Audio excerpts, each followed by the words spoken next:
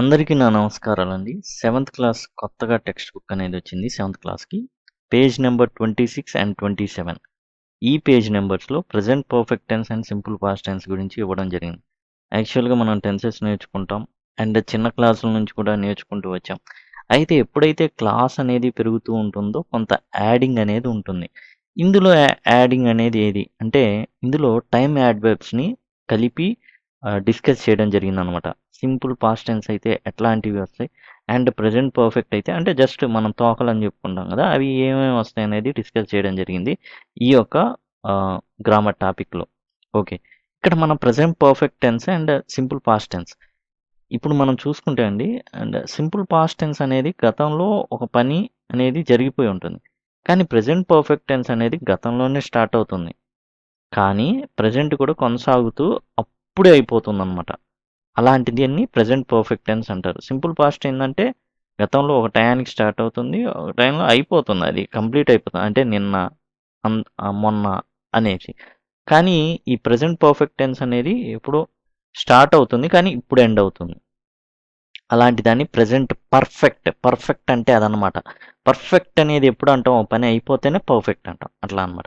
సరే, ఇక simple past tense గురించి ఇవ్వడం జరిగింది ఇక్కడ.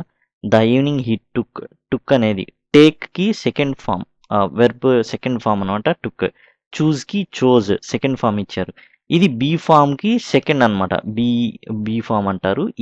యామ్ ఈజ్కి సెకండ్ ఫామ్ వర్జ్ వస్తుంది. డెడికేట్కి డెడికేటెడ్, ఈ టీఈడిని టిడ్ అని పలకాలి. ఓకే, ఇక్కడ మనం చూసుకుంటే ఈ వీటిలోనే మనకు ఉదాహరణలు ఇవ్వడమే కాదు, కొన్ని విషయాలు డిస్కస్ చేయడం జరిగింది. అదేంటంటే వెర్బ్ ఫామ్స్లో irregular verb forms, regular verb forms అని. రెగ్యులర్ వెబ్ ఫామ్స్ అంటే ఏం లేదండి, సింపుల్గా ఈడి అనేది అతికించబడుతుంది second form and third form. Second verb form, third verb ఫామ్ని ఏర్పాటు అంటే చేయడానికి. డెడికేట్ ఉంది, జస్ట్ డి పెట్టేశారు. యాక్చువల్గా ఈడి అనేది వస్తుంది, 2 ఈలు ఉండకూడదు కాబట్టి ఒక ఈడీనే ఉంచడం అనేది జరిగింది. వాక్ ఉంది, వాక్డ్ WLALK, ఈడి అని పెట్టేస్తాం. అలాంటివన్నీ రెగ్యులర్ వెర్బ్ ఫామ్స్ అంటారు వాటిని. అలా కాకుండా టేక్ ఉంది, టుక్, టేకెన్, గేవ్, గివెన్, ఇవన్నీ irregular verb forms. Irregular verb forms ఎందుకని అంటే జనరల్గా ఈడి తగిలించుకొని రావాల్సింది, అలా కాకుండా టేక్, టుక్, టేకెన్ ఆ విధంగా ఉండడం వల్ల. తర్వాత బీ ఫామ్స్లో కూడా వెర్బ్ యొక్క first form, second form, third form ఉంటాయి. అదేంటంటే యామ్, ఈజ్ అనేది మీకు వెర్బ్ యొక్క ఫస్ట్ ఫామ్ అయితే వర్జ్ అనేది సెకండ్ ఫామ్, బీన్ అనేది థర్డ్ ఫామ్. అట్లానే ఆర్ అనేది ప్లూరల్స్కి వాడతారు. వర్ అనేది వెర్బ్ యొక్క సెకండ్ ఫామ్ అవుతుంది అండ్ థర్డ్ ఫామ్ వచ్చేసి బీన్ అవుతుంది. అంటే ముఖ్యంగా మనం తెలుసుకోవాలంటే ఏ బీ ఫామ్స్కైనా థర్డ్ ఫామ్ బీన్ అవుతుందనే విషయాన్ని మనం తెలుసుకోవాలి. అంటే am, is, was, been, are, were, been, yam, is, వీటికి థర్డ్ ఫామ్ బీన్ అనేది అవుతుంది. ఆ విషయం అనేది మనం కొత్తగా ఇందులో నేర్చుకున్నాం. ఇక ఇందులో ఎక్సర్సైజెస్ విషయానికి వస్తే 2 ఎక్సర్సైజెస్ అనేవి ఉన్నాయండి. వీటిని ఫిల్ చేయమన్నాడు. Shankar dash the bank last మంత్లో జాయిన్ అయ్యాడు. ఇప్పుడు జాయిన్డ్ అనేది రెగ్యులర్ వెర్బ్ ఫామే కాబట్టి ఈడి అనేది అతికించడం వల్ల దానికి సరిపోతుంది. తర్వాత ఇక్కడ చూడండి, వేర్ డాష్ యూ ఎస్టర్డే. నిజంగానే మన text books step by step చక్కగా ఏంటంటే ఒకదాన్ని ఒకటి నేర్పించుకుంటూ వెళ్తున్నాయి. చాలామంది అడుగుతూ ఉంటారు టెక్స్ట్ బుక్స్ అన్నీ ఒకేసారి చదివేలా అని, లేకపోతే టాపిక్ వైజ్ చదవాలని. ఒక్కో టెక్స్ట్ బుక్ కంప్లీట్ చేసుకుంటూ చక్కగా నోట్స్ రాసుకుంటూ ముందుకు కదిలితే చాలా బాగుంటుంది అనేది నా ఉద్దేశం. ఇక చూడండి, ఎస్టర్డే అన్నారు అంటే పాస్ట్లోనే జరిగింది. ఇక్కడ వజ్ రావాలా, పాస్ట్ టెన్స్లో వజ్ కానీ వర్ కానీ వస్తుంది. వజ్ రావాలా, వర్ రావాలా, వేరుంది కదా. ఇక్కడ మనం గమనించాల్సింది ఇక్కడ ఉన్న సబ్జెక్ట్ ఏంటి, యూ కాబట్టి యూకి ఏం రావాలి, వర్ అనేది రావాల్సి ఉంటుంది. తర్వాత Fatima dash the intermediate exam in 2016 2016లో పాస్ అయ్యారు. అంటే వెర్బ్ యొక్క సెకండ్ ఫామ్ అనేది రాయాల్సి ఉంటుంది కాబట్టి పాస్కి ఈడీ చేస్తే చాలు. Regular verb forms. మరి regular verb forms, irregular verb forms నేర్చుకోవాలంటే ఎట్లా? 8th, 9th క్లాస్ టెక్స్ట్ బుక్స్లో ఉన్నాయండి. మీరు చూసిన టెక్స్ట్ బుక్ చివరిలో ఒక 100 ఉన్నాయి. మీరు చూసినట్లయితే వాటిని జస్ట్ మీరు నేర్చుకున్నట్లయితే 100 సరిపోతుంది. మోస్ట్ మనకు అర్థమవుతుంది. నేర్చుకోవడం అంటే ప్రాక్టీస్ ద్వారా నేర్చుకోవడం, కానీ దీనికి సింపుల్ రూల్ అనేది ఏమీ ఉండదు. కాకపోతే ఏంటంటే ఇర్రెగ్యులర్ వెర్బ్ ఫామ్స్ అన్నిటిని కనుక మనం నేర్చుకున్నట్లయితే చాలా బాగుంటుంది. Indian cricket team dash the trophy in 2017. ఇది కూడా గతంలోనే. విన్కి సెకండ్ ఫామ్ వాన్. ఇవి జనరల్గా బట్టి పట్టడమేనండి. ఇంకా దీనికంటూ ప్రత్యేకంగా రూల్స్ అలాంటివి ఏమీ ఉండదు. Leena dash her examinations and home immediately. దీనికి మనం చూసుకుంటే ఏంటంటే రైట్కి second form wrote, WROT, wrote. అలానే wrote her examination and go ఇక్కడ మనం చూసుకుంటే వెంట్ అవుతుంది. గో, వెంట్, గాన్ అనమాట. ఈ విధంగా మనం చూసుకుంటే ఇదండి. ఇవి పాస్ట్ ఫామ్ ఆఫ్ ది వెర్బ్తో రాయమన్నారు కాబట్టి మనం రాసాము. ఇక్కడ ఏంటంటే past form of the verb అనేది రాయమన్నారు. సో మనం చూసాం joined, were, past, won, went, wrote, went. ఈ విధంగా రాసాం. నెక్స్ట్ ఎక్సర్సైజెస్ 2కి వెళ్దాం. ఇక్కడ మనం చూస్తే ప్రజెంట్ పర్ఫెక్ట్ టెన్స్ అనేది యాక్షన్ ఎప్పుడో పాస్ట్లోనే బీన్ అవుతుంది, కానీ ప్రజెంట్కి కూడా వస్తుంది, కానీ అప్పుడే అయిపోతుంది. పర్ఫెక్ట్ అంటే అయిపోయింది అని అర్థం. ప్రజెంట్ పర్ఫెక్ట్ అంటే అప్పుడే అయిపోయిందని, పాస్ట్ పర్ఫెక్ట్ అంటే ఒక సమయానికి అయిపోయిందని, ఫ్యూచర్ పర్ఫెక్ట్ అంటే భవిష్యత్తులో ఒక సమయానికి ఖచ్చితంగా అయిపోతుంది అని. అంటే పర్ఫెక్ట్ అనమాట. పర్ఫెక్ట్ అనేది ఎప్పుడైనా మనం వాడాము అంటే అది పూర్తయిందని. అయితే ప్రజెంట్ పర్ఫెక్ట్ టెన్స్కి మార్కర్స్ యాడ్వర్బ్స్ ఆఫ్ టైం లేకపోతే టైం యాడ్వర్బ్స్ అంటారు. ఏం వస్తాయంటే జస్ట్ నౌ అనేది వస్తుందండి. జస్ట్ నౌ లేకపోతే జస్ట్ నౌ, ఎట్, ఇలాంటివి వస్తాయి. ఇంకా పాస్ట్ టెన్స్లో మార్కర్స్ ఎలా ఉంటాయి అంటే yesterday, last week, month, ago, ఇవి వస్తాయి. మనం గతంలో చెప్పుకున్నాం, కానీ ఇంకొంచెం డీటెయిల్గా ఈ సెకండ్ ఎక్సర్సైజ్ అనేది చాలా ఇంపార్టెంట్ అండి. దీన్ని మాత్రం మిస్ అవ్వకూడదు. టైం యాడ్వర్బ్స్ అని ఇచ్చారు. ఈ టైం యాడ్వర్బ్స్ అంటే just, at, since, already, for, ever, or, never, ఇవి అనమాట. వీటిని మనం ఇచ్చిన సెకండ్ ఎక్సర్సైజ్లో మనం రాయాల్సి ఉంటుంది. అది ఒకసారి చూద్దాం. చాలా ఇంపార్టెంట్ అండి ఇది. ఎందుకంటే కొన్ని విషయాలు తెలుస్తాయి. యాడ్వర్బ్స్, టైం యాడ్వర్బ్స్ అనే విషయం అనేది తెలుస్తుంది దీని ద్వారా. చాలా మంది పార్ట్స్ ఆఫ్ స్పీచ్ సింపుల్, ఇప్పుడు జనరల్గా ఏమనుకుంటారంటే present perfect past tense, simple past ఎవరికి తెలియదు అనుకుంటారు. కానీ ఇది మనం టెక్స్ట్ బుక్లో గనక జాగ్రత్తగా చూస్తే వీటిని just, at, since, already, for, ever, never, వీటిని టైం యాడ్వర్బ్స్ అంటారనే సంగతి తెలుస్తుంది ప్రాథమికంగా. అక్కడే చాలామంది సింపుల్ అని ఏదైతే అనుకుంటారో, ఆఫ్టర్ ఆల్ అనుకుంటారో టెక్స్ట్ బుక్లో, 6th class text book, 7th class text book, after all నేను డిగ్రీ, పీజీ చదివాను అనుకుంటారో వాళ్ళందరూ కూడా దెబ్బైపోయేది. అందుకే మహాఘనులందరికీ ఉద్యోగాలు రాకపోవడానికి మహా కారణం ఇదేనండి. సింపుల్గా నాకేం తెలియదు అని ఎవరైతే చదువుకుంటూ వెళ్తారంటారు చూసారా, వాళ్ళు సక్సెస్ అవ్వడానికి కారణం ఇదే. Okay, is mister Ravi at home.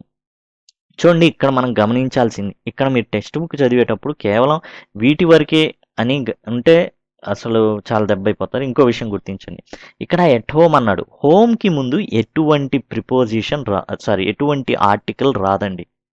Okay, ఎటువంటి ఆర్టికల్ రాదు హోమ్ ముందు, అది గుర్తుపెట్టుకోండి. ఇంకోటి, హోమ్ ముందు వచ్చే ఏకైక ఆర్టికల్ ఎట్. చాలా పరిస్థితులు అసలు ఈ ఎట్ని కూడా వాడరు. ఈజ్ మిస్టర్ రవి హోమ్ అని అడుగుతారండి. ఇట్లాంటివి ఉంటాయి కాబట్టి అదొకటి గమనించండి. Next, no he dash left for work. దీనికి ఎట్లా రాయాలి? ఇక్కడ మనం ఇది ప్రజెంట్ పర్ఫెక్ట్ టెన్స్ అనేది ముందే మనకి చెప్పడం అనేది జరిగింది. ప్రజెంట్ పర్ఫెక్ట్ టెన్స్కి సంబంధించింది అనుకోండి. అదిగోండి ప్రజెంట్ పర్ఫెక్ట్ టెన్స్, కాబట్టి ఒక క్లారిటీ ఉంది. ఎందుకు ప్రజెంట్ పర్ఫెక్ట్ టెన్స్ అంటే మనం గుర్తుంచుకోవాలి అంటే, ఇక్కడ మనం ప్రజెంట్ పర్ఫెక్ట్ టెన్స్ యొక్క ఫార్ములా ఉంది. Subject plus has or have, ఇది గుర్తుండాలండి. ఎప్పుడు కూడా ఎటువంటి పరిస్థితిలో కూడా ఈ ఫార్ములా అనేది మిస్ అవ్వకూడదు. ప్లస్ V3 ప్లస్ ఆబ్జెక్ట్, ఇదండి subject plus has are have plus V3 plus object అనేది మనకి వచ్చేసి ఇది ఫార్ములా. ఈ ఫార్ములా ప్రకారం ఉండాలి. ఇక్కడ he dash left for work, ఇక్కడ హ్యాజ్ ఏది, హ్యాజ్ కానీ హ్యావ్ కానీ ఉండాలి. హీకి ఏమొస్తుంది, హ్యాజ్ వస్తుంది కాబట్టి హ్యాజ్ అనేది రాసేస్తాం. అయితే టైం యాడ్వర్బ్ ఉండాలి. Time adverb he has just అనేది మనం రాస్తాం. ఇప్పుడే వెళ్ళాడండి పనికి, మీరు వచ్చే ముందే ఇప్పుడే వెళ్ళాడు. He has just left for work, ఇప్పుడే వెళ్ళాడు. Next, when does the train to Kakinada arrive. కాకినాడకి వెళ్ళే ట్రైన్ ఎప్పుడు వస్తుంది అనగానే, hey it has already left. It has అన్నాడా, ఓకే V3 ఉందా, ఇక మనం టైం యాడ్వర్బ్ రాసేసుకోవచ్చు. It has already left. చాలామంది పార్ట్స్ ఆఫ్ స్పీచ్ అంటే జస్ట్ వర్క్ అట్లా చూసుకుంటారండి, కానీ పార్ట్స్ ఆఫ్ స్పీచ్లోనే దిమ్మ తిరిగేది ఇవ్వచ్చు అనమాట. కొన్నిసార్లు ఇచ్చాడు సో ఈజ్, సో సోని అసలు ప్రొనౌన్ లాగా వాడేది ఇచ్చాడండి. అసలు సో బీట్ అని ఒకసారి ఇచ్చాడు. అసలు మైండ్ సో ఈజ్ హీ అన్నాడు, సో ఈజ్ హీ అన్నాడు.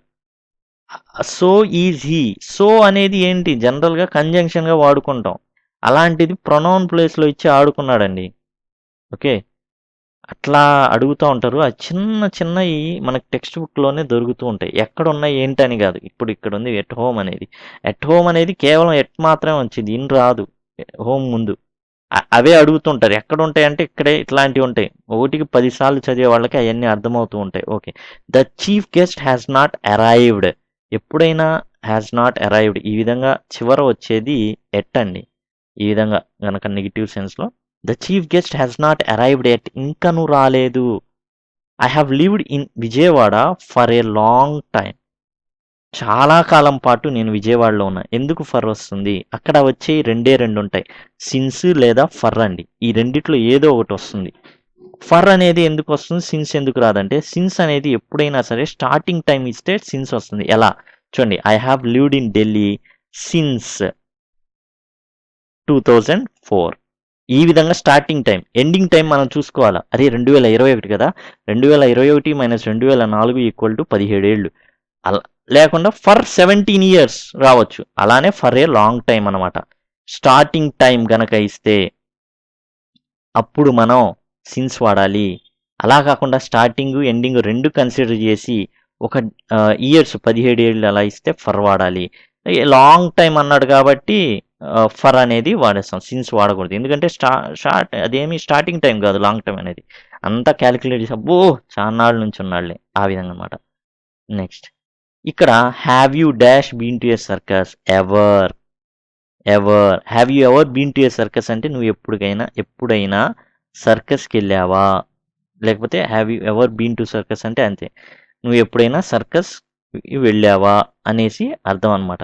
ఇక్కడ ఇంకో సిన్స్ ఫర్ని చాలా నేను 5 minutes ఇంగ్లీష్ అనే దాంట్లో జనరల్గా సిన్స్ ఫర్ని ఈజీగా గుర్తించడానికి కొన్ని చిట్కాలు చెప్పడం జరిగింది. ఏంటంటే ఇప్పుడు గనక మామూలుగా క్యాలెండర్ తీసుకున్నాం అనుకోండి, క్యాలెండరు యాజ్ వెల్ యాజ్ మన గడియారం, క్యాలెండర్లో ఉండే ఏవైతే మండే ఇవన్నీ ఉంటాయి కదా, మండే ట్యూస్డే వెన్స్డే, అలానే డేట్స్ ఉంటాయి, అలానే ఇయర్స్ ఉంటాయి 2004 అట్లా ఏవైతే కనబడతాయో క్యాలెండర్లో కానీ వాచ్లో కానీ వాటికి సిన్స్ చక్కగా బొమ్మలతో చెప్పడం జరిగిందనమాట. అందులో ఒకసారి వీలైతే చూడండి.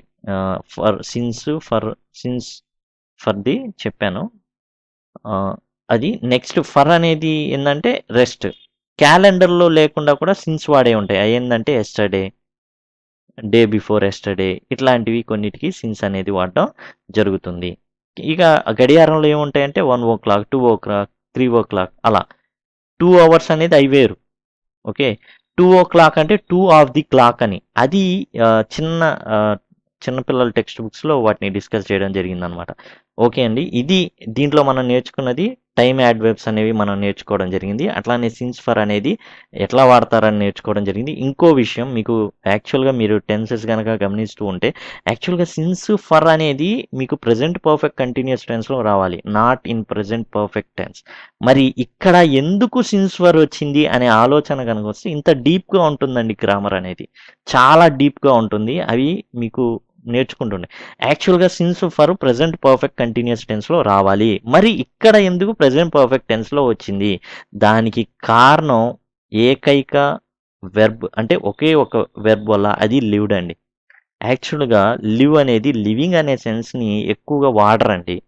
ఆ లివ్ అనే వెర్బ్కి వచ్చినప్పుడు దానికి ఒక్కదానికి ఏం చేస్తారు అంటే ప్రజెంట్, యాక్చువల్గా వాడాల్సింది ప్రజెంట్ పర్ఫెక్ట్ కంటిన్యూస్ టెన్స్గా, కానీ దాన్ని ఏం చేస్తారు అంటే లివింగ్, యాక్చువల్గా ఐ హ్యావ్ బీన్ లివింగ్ అని రావాలి. యాక్చువల్గా LIVING అనేది ఎక్కువగా గ్రామర్లో చాలామంది తప్పుగా అనుకుంటారు. అలా రాయడం చాలామంది అంటున్నాను.